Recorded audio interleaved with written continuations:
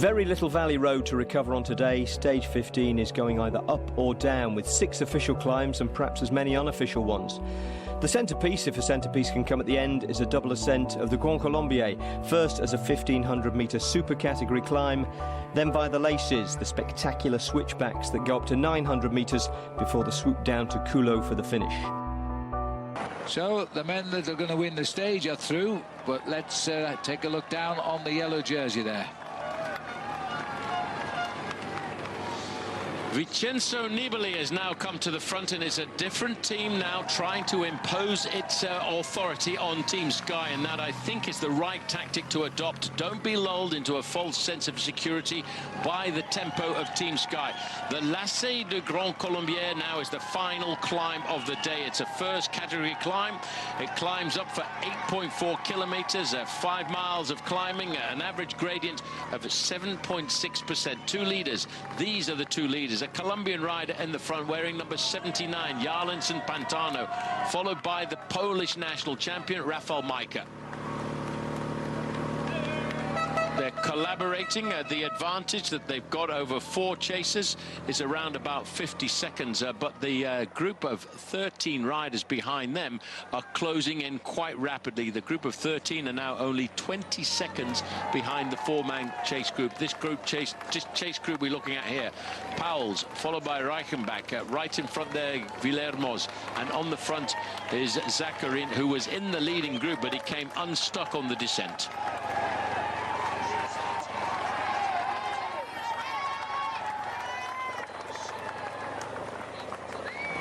Zakarin was riding a brilliant Giro d'Italia.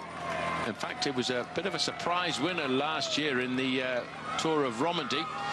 And this is the next group on the road. Julien Alaphilippe, all of a sudden, has decided he didn't want to wait for everybody else in that 13-man group, and he's taken off to try and win himself a stage. Well, Fabien Aru, third in the line here, is putting in as much as he can to soften up the Sky team. They're taking control of this race in the last few kilometres. Now we're going to see the worth of the riders when they get to the final climb of the day. Short and hard. But all of a sudden, even though Vincenzo Nibali was in a bit of difficulty on that penultimate climb there, he's decided that he's still got enough energy left to sacrifice himself for the team. And he said one important thing coming to the Tour de France here was he wanted to try and guide Fabio Aru, the Frenchman who won the Vuelta a España, to a podium position here. And maybe he's trying to get something ready for an attack when we come to the next climb. That was a quick glimpse there of TJ Van Garderen. Yeah, Italian instead of French. Sorry, Italian, yeah. You're right.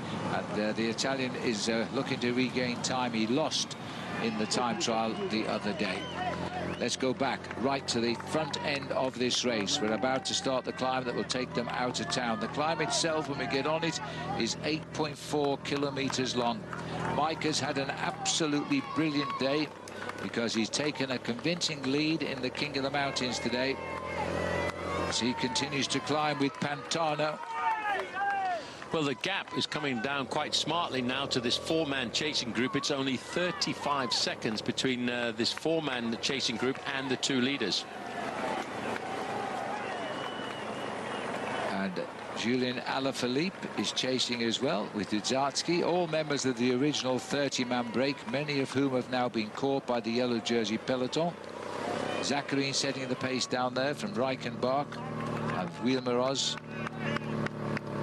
Well, these groups are all actually reducing their deficits on the 2 leaders, because it's now down to 1 minute and 20 seconds to the group containing Alaphilippe. But the yellow jersey group further back down the road are still charging along at 47 kilometers now. That's because they're still going downhill, whereas the guys we're looking at here, well, they're on their way up. 21 kilometers to go. The winner is not apparent yet.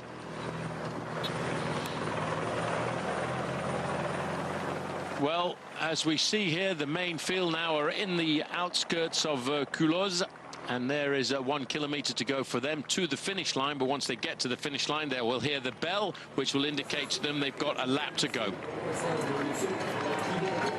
Having a quick look in there. There's not too many riders left in this group for Team Sky. Walter Puls is in there. I'm just looking down that group to see if I can spot Geraint Thomas, who's been a serious ally for Chris Froome every time we've been in these mountain stages. There are quite a number of riders in there from Movistar, and that could mean that we may well see a little bit of a move coming from Nairo Quintana. There's also that's Ruben Plaza from Orica Bike Exchange, just sitting on the back. He was in the leading group very early on in the day, and he'll hang on as long as he can to try and help his teammate who is in this group, the rider who leads the Best Young Rider competition, Adam Yates from the United Kingdom.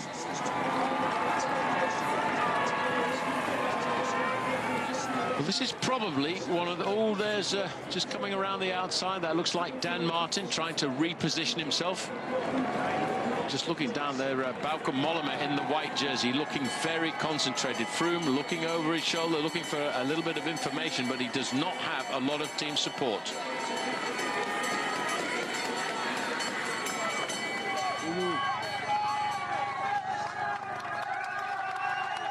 Officially, the peloton have gone through 6 minutes 55 behind these two riders. They'd be safe. They should fight out the finish. Their biggest danger may be just behind at half a minute.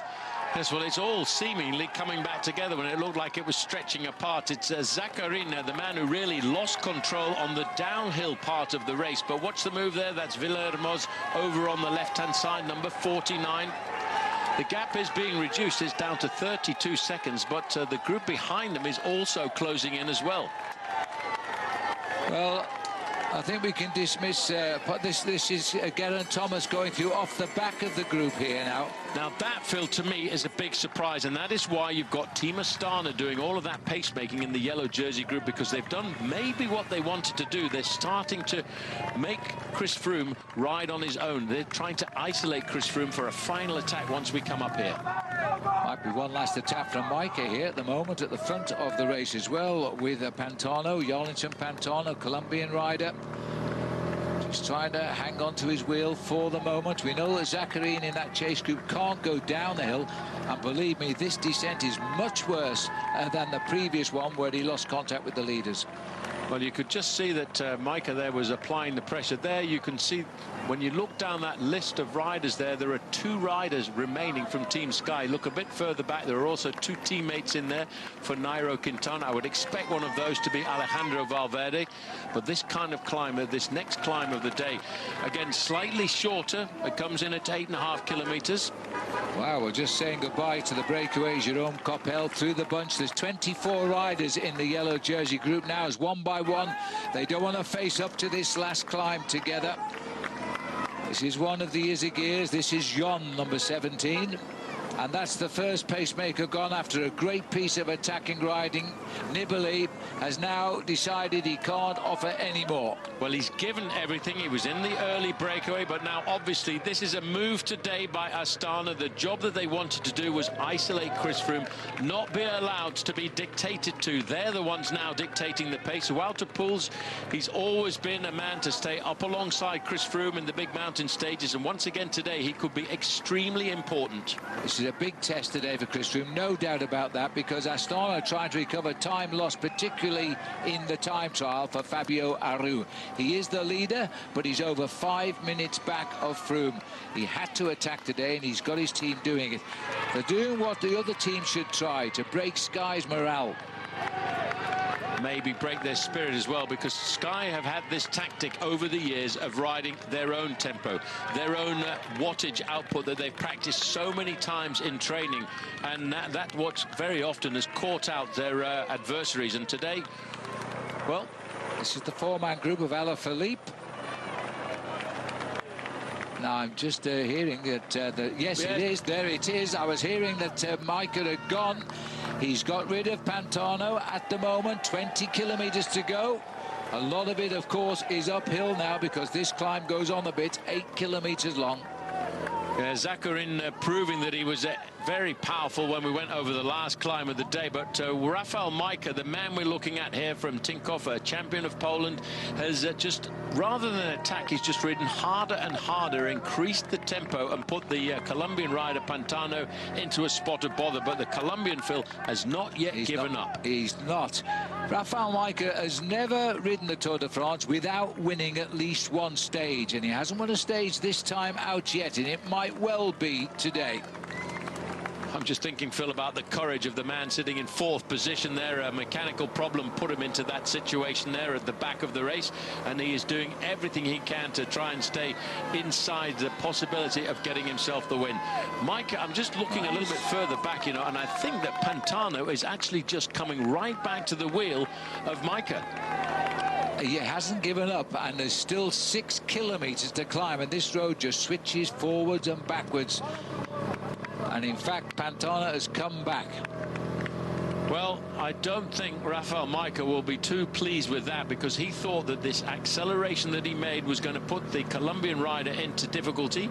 It did, but he never panicked. He found his own tempo and slowly clawed his way back to the wheel of the Polish champion. But now, all of a sudden, the Colombian rider will not collaborate in this breakaway group, and he might be able to get a bit of respite sitting on the wheel of Majka.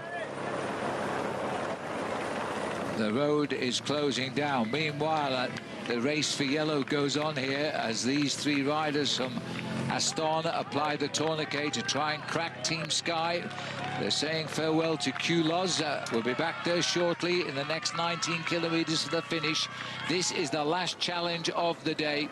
Froome is now having to take up the cudgel himself and do the work. His team, he's still got a couple of lads there, I think, but basically he's got to watch the moves himself. And all of the while, Paul, Quintana has done nothing. He sits and waits, but he's also got 2 strong teammates alongside him. Just a quick glimpse there. That was 5 kilometers to go to the summit. That's going to take them still pretty close to 15 minutes before they get to the top of the climb. 9–10% the slopes at this moment in time. Reichenbach losing a little bit of his overall lead now, but he's still climbing up the classification. Best place of the front runners today, Pierre Roland in that lime green jersey. Huszar Sabartowski is also setting the pace down there. Alaphilippe under control, I think, in that group now. One more rider from Astana disappearing. Well, here comes the attack now, and it's plenty of room on this climb to gain some time. Fabio Aru. Now, there may not be an immediate reaction from Chris Froome. He'll wait for others here, because this man's 5 minutes behind him. Well, this man we're looking at, Fabio Aru, is in 10th place overall, but he's now throwing down the gauntlet to everybody else. He's 5¼ minutes down, and Sky now, I think it puts them back into the tactical advantage. They will adopt the position that they always do. They'll put 2 men on the front, and they'll ride this tempo to see if anybody else is going to attack. Now, as we can see, Valverde over on the right, he's going. Valverde's going. Wout Poels on the left has kicked a little bit just behind him. Valverde's going to test. Now, this one they're going to have to react to. They won't mind Aru gaining a minute or so, but they won't want Valverde to gain any time. This might be the first attack before Quintana tries. What we have to see now, Phil, is has Nairo Quintana got it in those legs? This again is Movistar trying to set it up with Valverde going first. What a teammate Valverde is turning out to be, while at the front of the race, Rafał Majka is deciding it's time for him to ride off alone. Majka alone at the head of the race. Pantano came back to him. He's dropped away from him. Meanwhile, the race is on for the yellow jersey. It's being enacted some 6 minutes behind Majka. But Majka's lost almost an hour in this race. He's not the target today. Aru's been joined by Valverde. And there has to be an attack from Quintana. And if there isn't, then he's out of the Tour. Yeah, but what a race Alejandro Valverde is. He's out there on the attack. He's not thinking about his own personal position this afternoon. He's trying to toughen up the race, just to soften it so that his teammate Nairo Quintana can go out on the move. Dan Martin, TJ Van Garderen, Roman Kreuziger, Roman Bardet, the riders going through. The red jersey there was Joaquim Rodriguez. The big names, Phil, are still in this group, but they're all waiting for the moment to move. And Valverde, I think he's just about reaching his limit as well, and they're not exactly running away. A lovely shot of the mountain here of the Lasset, all the corners as we go up towards the summit, which sits at 891 meters. Then they've got a descender road like this, and if you don't like going downhill, you can lose time on the run into the finish. Nice little sign on the road there. Yates, you can. Well, there he is, sitting towards the back, hanging on there ahead of the other youngster in this race from South Africa, Louis Meintjes. Meintjes and Yates are locked in that battle for the white jersey of best young rider in the race. And it looks as though at the steady tempo of the Sky Boys, without panicking, are coming back up on the back wheel there of Aru and Valverde. This man, though, is striking out. Maximum points on the top will give him a nice lead in the King of the Mountains. Serge Powell has been unhooked here by Wielmeroz and Reichenbach. A little bit surprised about that. Well, Powell's has been very aggressive over the last few days. He was so close to getting himself that victory up to the top of the Mont Ventoux. He was beaten by his compatriot. That was on that case at Thomas de Gent. But what an amazing climb this is, the Lasset de Grand Colombier. Nasty little case of tapeworm by the look of it, as these riders wind their way up towards the summit of this climb. The last climb of what has been an incredibly aggressive day of racing. Attacks all day. Thomas Voeckler here, he even got over the top of one climb in the first place. Still trying to get through to the finish now. You can do anything you want to when you look at Chris Froome, but you cannot read how he is feeling. But lining up behind him, Phil, you've got Bauke Mollema, you've got Nairo Quintana, Richie Porte, TJ Van Garderen, all the names. While further up the road, it's not about winning the race overall. It's about winning an individual stage and getting more points in the King of the Mountains competition for Rafał Majka. What a great day. And you know what? Pantano has not given up here. He's limited his losses and he seems to be settling down. If you can read that when you're climbing a mountain, you're a better man than I, because it's so complicated. They're all spread across this final climb of the day. This is Reichenbach, and he's saying to Wielmeroz, come and give me a hand here. This is the very sterling work being done by the Dutchman Wout Poels, and they've got themselves organised again now. 5 kilometres to go for the Froome group. Well, Thomas Voeckler just slipping away from the back, but just looking at this group, Phil, what a roll call it is. There on the back, Louis Meintjes. In front of him, Adam Yates. Then 184 is Dan Martin. TJ Van Garderen is right there, just behind the red jersey with the K on it. That's Joaquim Rodriguez. All of the big names, Phil. Roman Kreuziger just ahead of him. Then in front of the yellow jersey and the red jersey with the yellow helmet, that's Richie Porte. Fabio Aru is there as well. Then there's still the two riders from Nairo Quintana's team and Alejandro Valverde. Team Sky have survived the storm there of Astana. Astana paid the price. They've only got one rider left in that group now, Aru, but at least they tried, and they'll earn a lot of friends for that, I am sure. We're now looking at Rafał Majka at the front on a gradient of 12%. A little bit further back in third and fourth place on the road, Reichenbach and Wielmeroz. It's a lonely old mountain, this, at this stage of the Tour de France. And you've got to think, Phil, that when we look at the descent that these riders are lining up for to bring us back into the town of Culoz, the descent and the victory of the stage today could go down not to the climbing ability, but to the downhill ability of one of these bike riders in the first 4 positions on the road. I think absolutely agree. Everybody's been telling us how dangerous the descent is. If it's a bit like the climb, it is exceedingly dangerous. We've never seen it. Sky is still acting sensibly now, under control. Well, looking down there on Jarlinson Pantano, he's 15 seconds down in second position on the road, and there is the leader just a little bit further up. It's almost interminable these last few kilometres, inside now of 3 kilometres. Sorry to tell you, Rafał Majka, but you've still got 9 minutes or so to go to the top of this climb. And if he doesn't gain more than 15 seconds, Pantano will rejoin him on the descent for sure. Concentrating in the distance is coming the Colombian rider. The yellow jersey protected by just 2 men left standing. In this group, 2 riders from Movistar, Nairo Quintana, Valverde, sorry, and also a little bit further back, Van Garderen and Porte. Yeah. They're just sitting there at the moment, waiting for a moment to move. But, you know, this is really one of the magical climbs of the Tour de France. It is beautiful. I can't even see the descent. I hope there is one. She continues to climb up here. The same 4 riders together, containing Julien Alaphilippe, are continuing, but they're not making big impressions now. Well, just in front, you can see the car there of IM Cycling. That is right behind Jarlins and Pantano. These riders are actually making an impression on Pantano, who is still about 17 seconds behind the leader, Rafael Majka, on the road. Well, it's a good job we can fly helicopters over this mountain so we can see where everybody is as the Tour de France winds its way to the summit. And then we start the descent soon. It could well be coming together. Jarlins and Pantano could be brought back by those chasers. And Rafael Majka could be brought back by everybody else. Yep.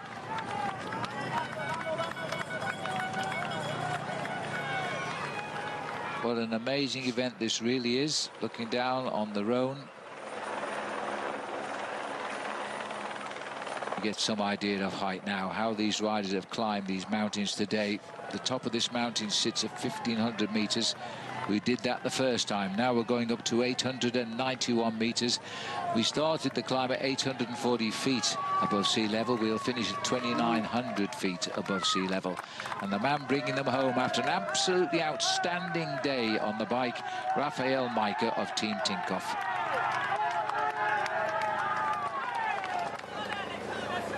This is Reichenbach and of Wheelmeros. Oh, and Reichenbach is pressing on the pedal a little bit harder. Well, he's got the inspiration there, Phil, as he moves up into the supporters at the top end of this climb, of seeing their wheel of Jarlins and Pantano, and that's encouraged him a little bit more. He's now starting to dream not only of moving up in the overall standings, but maybe getting a stage victory for his team, and that, of course, is FDJ.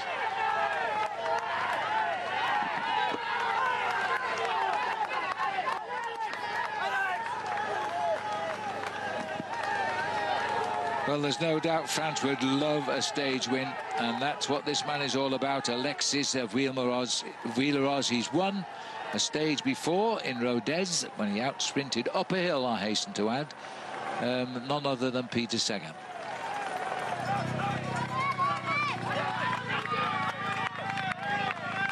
Team Sky showing us just what it is to have a strong team around you in the Tour de France. 2 men left standing to look after Chris Froome.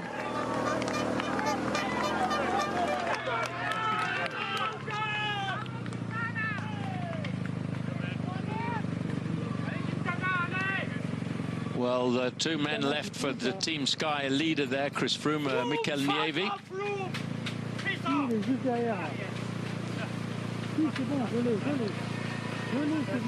There's Nairo Quintana with the sunglasses on. He again also, Phil, is one of those riders. Oh, he's moving up through the outside there, waiting for this descent to approach. But again, these faces, you can see the pain written all over the faces, but you can't really read just how much pain they're going through. Jens, what do you see in this group we're looking at now, yellow jersey? I'm surprised that Geraint Thomas is not here. I believe he might have had a mechanical or overshooting a corner on the downhill, because normally he is here with the boys. But Chris Froome in yellow still have 2 teammates left with less than 20 kilometers to go. That should be enough to save his yellow jersey. And who knows, maybe we see Quintana attacking and trying to bridge across and maybe make that race more interesting for us. Richie looked a little bit easier than actually Froome. If I read their faces right, Richie looked like he has a little bit left. Chris Froome looked like he don't want to go much faster than this. So hopefully some of the boys has enough confidence and gives us some more action. Well, the climb goes on. There's 15 riders in the Froome group now, and Wout Poels are still setting the pace for them. Adam Yates, he's been sat at the back for most of the day in this group, but he's still in the group with his rival for that white jersey just in front of him there, Louis Meintjes. And TJ Van Garderen, the American, is just in front. Fabio Aru is on the far side. This is a very select group. The yellow jersey, Richie Porte riding behind the yellow jersey just now. Well, they're all there, Phil, all the riders in the top 10 in the overall standing. I think the rider who looks the freshest to me is the rider there in the white jersey, Bauke Mollema. He's 2nd overall. But, you know, even when we spoke to that man, Adam Yates, this morning in the white jersey, he said this was expected to be one of the toughest races in the Tour. TJ Van Garderen slipping back there.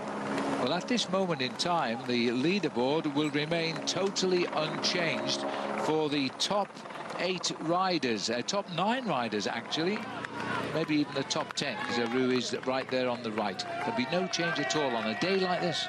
Well, something that I expected. Well, there's... Was that well, that's unusual, but that was a fake attack by Chris Froome. I wonder why he did that. Well, it caught us off guard for a start. That must have sent a shockwave down through that 15-man chase group there. We're back up with the leader at the moment.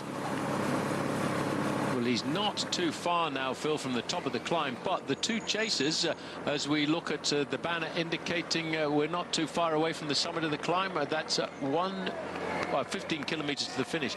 They're actually at around about 30 seconds. TJ Van Garderen, number 99, he slipped to the back of this group.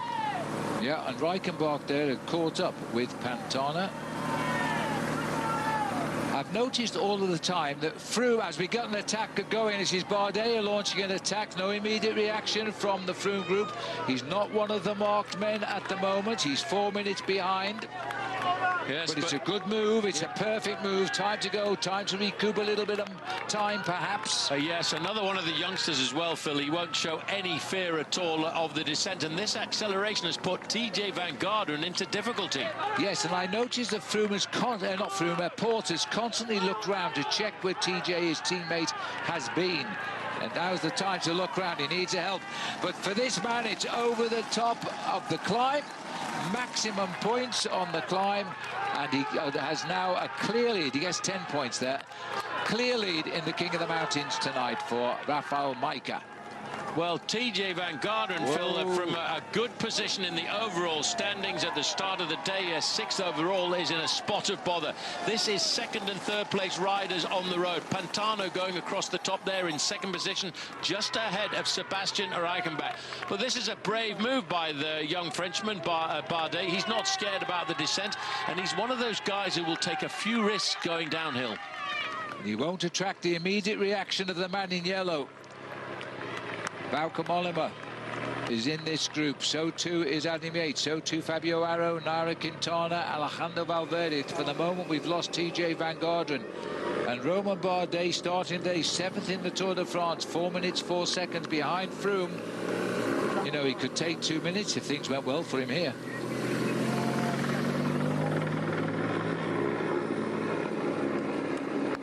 Well, Serge Pauwels is sitting in 5th position on the road currently at around about 1 minute and 5 seconds, and he just got himself a single point over the top of that first category climb. Just keep waiting to see if there's going to be any move here in the yellow jersey group.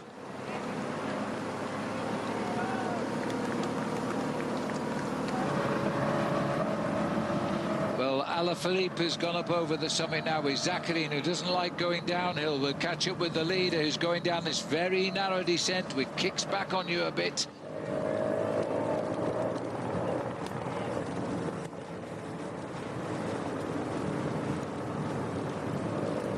This is Reichenbach on his own. He went over the top with Pantano.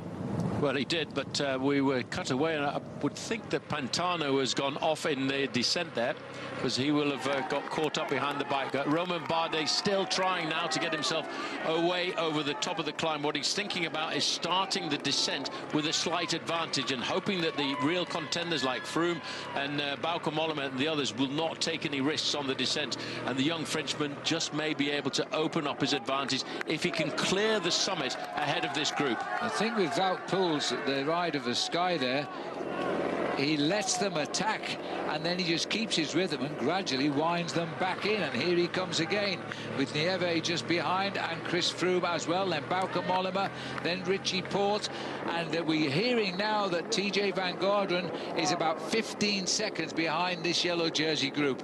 Well, Walter Poels is doing an amazing job here. Oops, something got, well, that looks like the sunglasses got left behind. Well, sorry, that's somebody's souvenir at the end of the day. But look at the pressure now that Walter Poels is putting on this group. Very rarely on the slopes of a climb like this, Phil, do you see the group stretched out into a very long line, but the hammer is going down. Well, the leader's been over the top for over 4.5 minutes on the climb. They're already on the descent. We've lost sight of Pantano. He went over the top with Reichenbach. There's the glasses gone. Oh, well. Not the time to stop for them, Phil. Hopefully somebody will pick them up, otherwise they'll make a very expensive souvenir. They'll be very scratched as well by the look of it. Oh, now, the way he was coming, he overcooked him. Just caught him. Watch this. Whoa! You see now that with this descent, he realises he's leading the race. He's got to take risks if he wants to hold on to his advantage going down the descent. But, whoa, that just goes to show you... So You've really got to keep the seatbelt on. Reichenbach has been caught, but by Villemos and not by Pantano, so he's either in front or behind. Yeah, Pantano, according to Race Radio, Phil, is in second position on the road, and he's only, well, he was just a few moments ago, only 20 seconds behind Rafał Majka. So this is Bardet, an audacious attack by this man as well, but he's going to be reeled back in by the very consistent Wout Poels. Oh, that's Stef Clement on the back, the Dutchman, former Dutch time trial champion. Oh, the acceleration, Bardet just being caught over the top of the climb, and they put him back in the ranks. I just reminded him, Wout Poels came right on him there. That didn't look too good, too friendly, but anyway, he's back in the bunch. Now the yellow jersey boys are going down on the other side. They're closing in all of the time as well. This is the leader on the road today, looking for a stage win. He's always won a stage in every tour he's ever ridden. Pantano is only at 8 seconds from Rafał Majka. He's obviously taken a few risks on the descent, and Majka has lost it going around 1 or 2 corners, so it could well be that the Colombian will rejoin the front of the race in the next couple of corners. Well, he's having the best day of his life ever in the Tour de France, Pantano.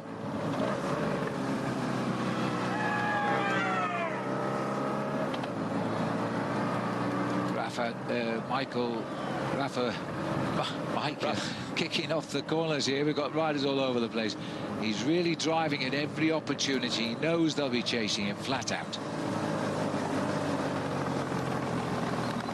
Happily our motorbike lying off here just in case. Yes, that's why. There he is.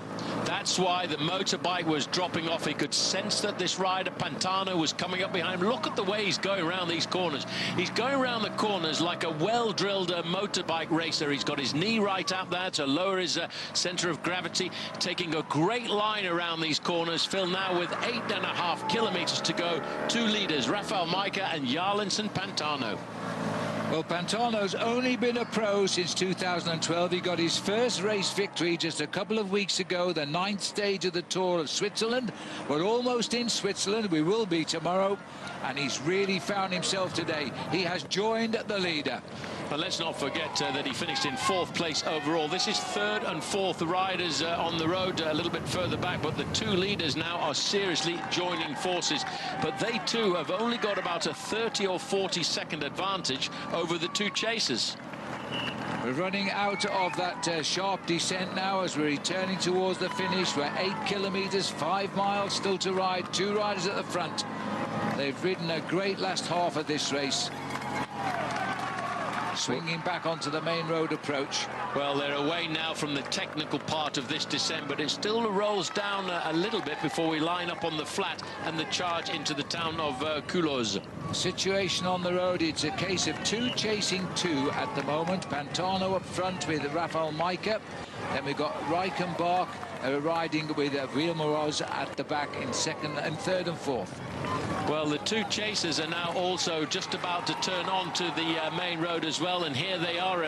Reichenbach, I think, will be quite happy to gain himself 3 or 4 minutes on a day like this, but I wouldn't like to bet on who is going to win from the leading 2 riders.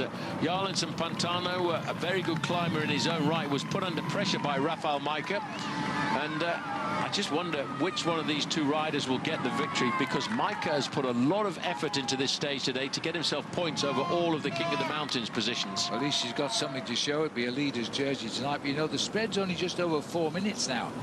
So the gain by Reichenbach will not be very substantial by the finish. Maybe 2 minutes if he's lucky. He's still got 6.9 kilometres, 6.8 kilometres so to go to the finish. This is the Colombian rider on flat roads now. The terrain might have gone more in the favour of Rafał Majka. Oh, a rider from Team Sky has gone down on the descent to Mikel Nieve on race radio, so that again is not good news for Chris Froome. He's being more and more isolated. Well, I don't know we'll see that at the moment. There's a crash situation. There's Nieve there, and it's a Scottish supporter there getting him back on his bike.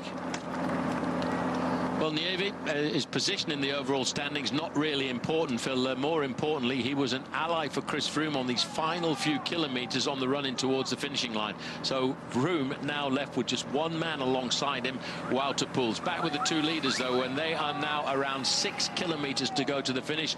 That's around about 8 minutes on this flatter part of the course. Could well come down to a sprint finish by two riders who've been really in the lead of this race for virtually all of the way.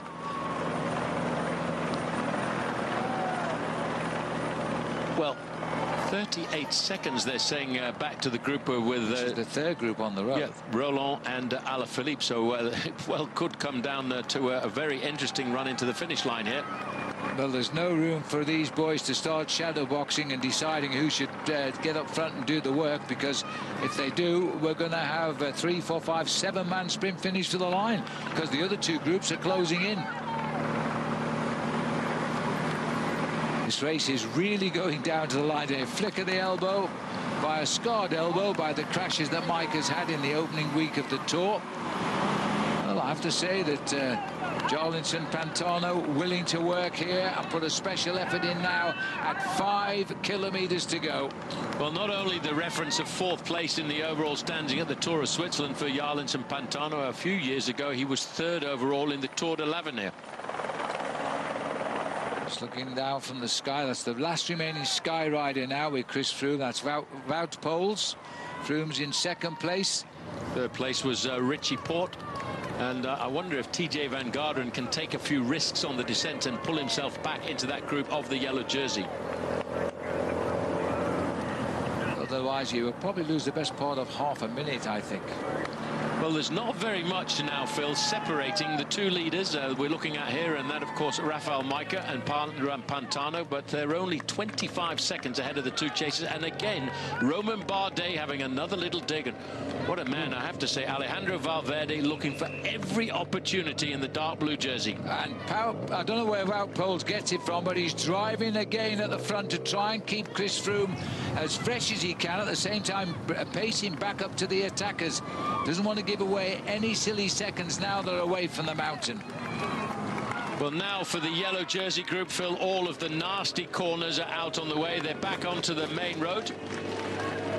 Well, Movistar finally on flat roads have decided to try and stretch Froome to his limits here. 4 kilometres to go for the two leaders, Majka and Jarlinson Pantano. And look how close the two chasers are. Reichenbach there in their first position. They're about to 20 seconds, the difference between the two leaders and the two chasers. These two guys, Phil, they cannot hang around. The official gap is 27 seconds, but the two chasers actually now starting to see the two leaders. That will inspire them. And the chase amongst the yellow jersey boys, they've got themselves in amongst it now. Zubeldia, who's in the breakaway today, is now being caught by the yellow jersey group. Joaquim Rodriguez at the back here, 1-4-1.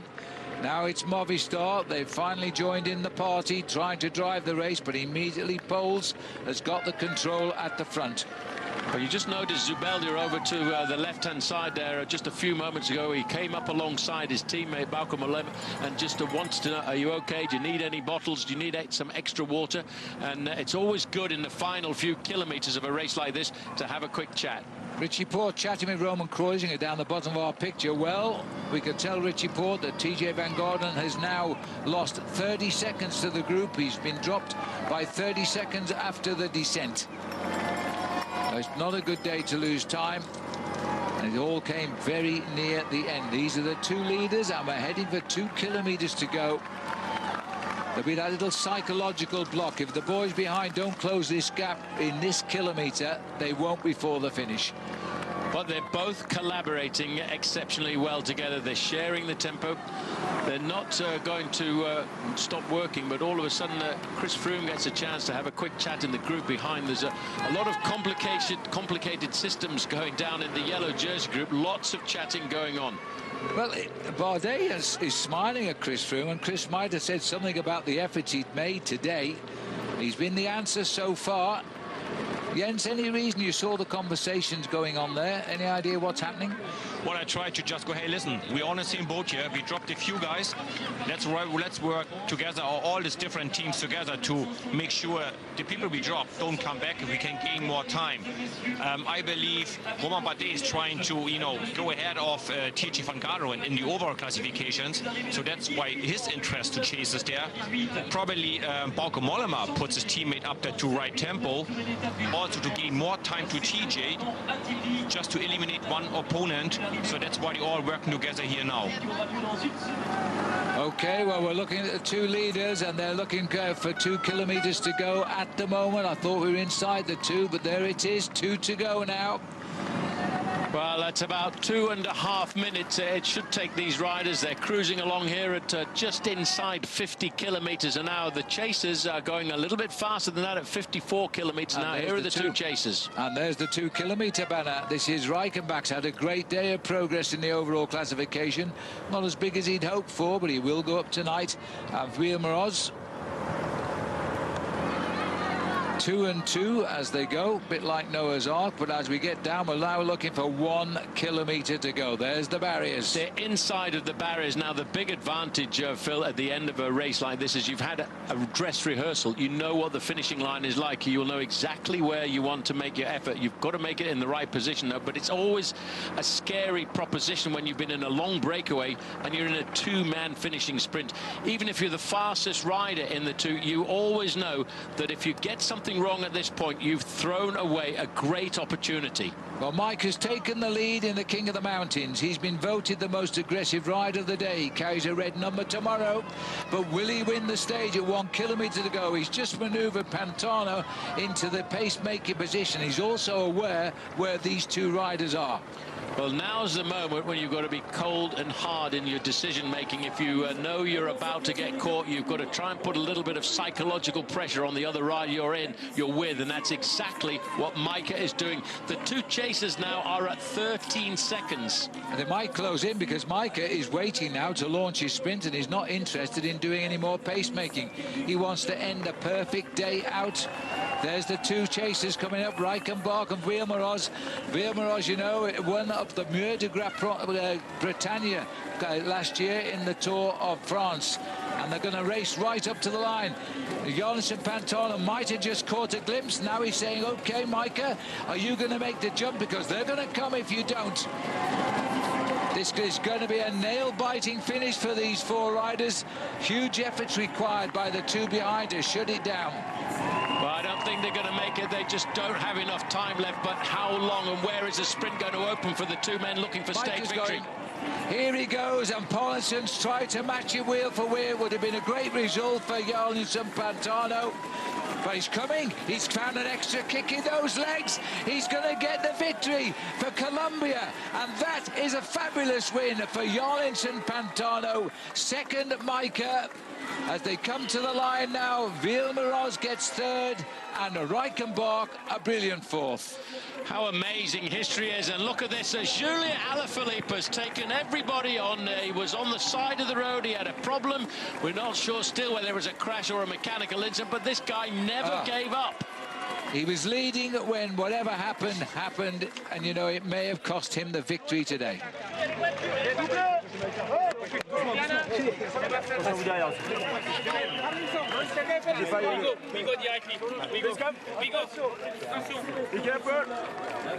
Absolutely fabulous result, and a big win for the I Am Cycling team as well, because it's a team which leaves the sport this year.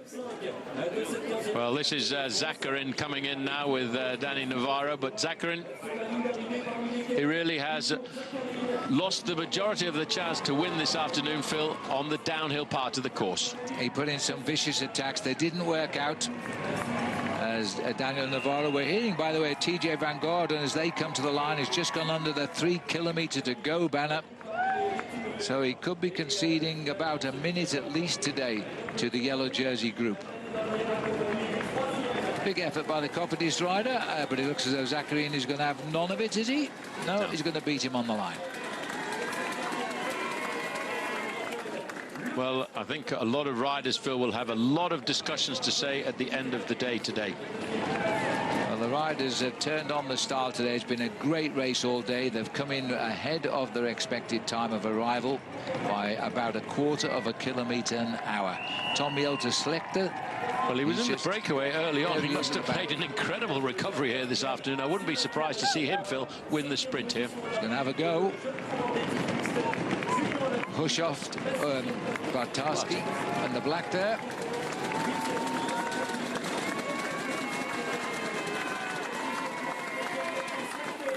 Well, they really split up on the run in there. Well, this is Heimar Zubeldia coming up there. Behind him, Walter Puls. Most of the leaders in the top 10 in the overall classification, Phil, are in that group. There's only one man missing, the 6th place rider at the start of the day, the American TJ Van Garderen, and that is now going to propulse his teammate Richie Porte, I think, up to the leader's position in the BMC squad. It'll be very, very close, but certainly Roman Bardet should get over TJ. Richie Porte might be just behind him. It depends on what the clock says at the end. It's all about time. There's no sprint required here. All these riders locked together for the same time as they race up Zubeldia. One of the oldest men in the race, absolutely superb cyclist. Wout Poels, though, goes to the front, and the yellow jersey of Chris Froome, making sure nobody steals a march on him. Yeah, but look at this for another little psychological slap in the face to everybody else. Just finishing it off for Wout Poels, leading Chris Froome across the line just ahead of Nairo Quintana. Now the clock starts, Phil, for TJ Van Garderen to see just how much time he might have lost on a day like this. Well, there's a map of France done with the kayaks. So we watch down, we're waiting for the American. He's the big loser at the moment in the top 10 riders. Le temps que l'ensemble des personnalités du côté collectivité territoriale et partenaires. Well, I'm hearing over race radio that TJ Van Garderen is just going under. Le député et président du conseil départemental de l'Ain, une étape 100%. Le maire de Bourg-en-Bresse, Jean-François Debat, nous a. Well, great ride by Jarlinson Pantano. He wasn't overshadowed by Rafael Majka. He had the ability, had the explosive nature to come across the line and get himself that victory, not only for IM Cycling, but very much for Colombia.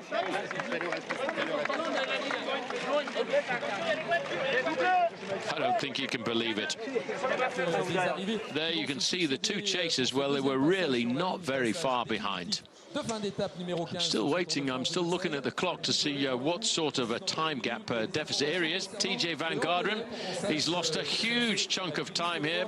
Looks like Nieve is with him. Nieve, let's not forget, had a little bit of a crash on the descent. There's Domenico Pozzovivo in that group as well for Team AG2R. I'm just having a quick look, 4.5 minutes. And so I have to quickly calculate just how much that has cost TJ Van Garderen on a day when it didn't really look like, he didn't show any signs of being in difficulty, but just a couple of kilometres before the top of the climb, he popped. Here's the result. Pantano and Majka had 6 seconds to play with at the end over the chasing pair of Wiemors and Reichenbach. Julien Alaphilippe would have been sprinting for the stage himself if he hadn't suffered a mechanical, and the remains of the break filled the rest of the top 10. Froome, Quintana, Porte, Mollema, Aru and Martin all arrived together at 3:07. Van Garderen was at 4:35, a sizable gap for a mountain stage that didn't finish at the top of one. To be honest, I felt fine. Just the pace was pretty incredible. Yeah, I can't say that it was bad sensations. It was just, you know, above the level that I had on the day. Jarlinson Pantano was last seen riding up to Andorra Arcolis with one hand on his handlebars, the other holding an umbrella and a huge grin on his face. The grin was still there today after the biggest win of his professional career. Rafa Majka's consolation for second place on the stage wasn't bad, a 37-point lead in the King of the Mountains competition and the prize for the day's most aggressive rider. No change in the top 5 today. Romain Bardet is up to 6th, though, as TJ Van Garderen slips below both him and Richie Porte. Dan Martin stays 9th ahead of Fabio Aru. And let's start our sequence of top 10 soundbites with Dan Martin. It's just the heat. I mean, it's just like, it was so hard and just relentless all day. You know, and with those the changing gradients and this melting road, they seem to like putting in this hottest part of France. You know, it's like it's it just makes it even more difficult, you know. I just felt like you're stuck to the road all day, and I think everybody's the same. It's what you just have to keep telling yourself that everybody's feeling the same and nobody can go any faster. And I think you saw that everybody was just on the limit. There's such an equal playing field in this race that, like I said before, it's whoever's bad day is the least bad that's going to win this race. And I think nobody had the legs to attack, and especially that downhill was terrifying. You know, just going so fast and just like but yeah, I mean, survived and. Yeah, looking forward to that rest day now. Just get through tomorrow. Another difficult day. Not just that climb, the climb after. Sky really rode a real hard tempo, and then a couple of guys tried attacking, but yeah, didn't get very far today. So yeah, another difficult day in the office. And are you keeping an eye on Mollema, an eye on Quintana? Keeping an eye on everyone, really. Yeah, I'm sitting at the back today, so yeah, you get a look at see who's going good and see who's suffering. But yeah, another difficult day. I didn't feel super today. It was quite hot on the last climb, and yeah, we couldn't take a couple of seconds, but another day close to Paris, so we can be happy where we are. I was surprised that there weren't more attacks out there today. I really thought today's stage would be the perfect opportunity for other teams to really put us under pressure, and especially with G getting a puncture off the second last climb there. We were one man down.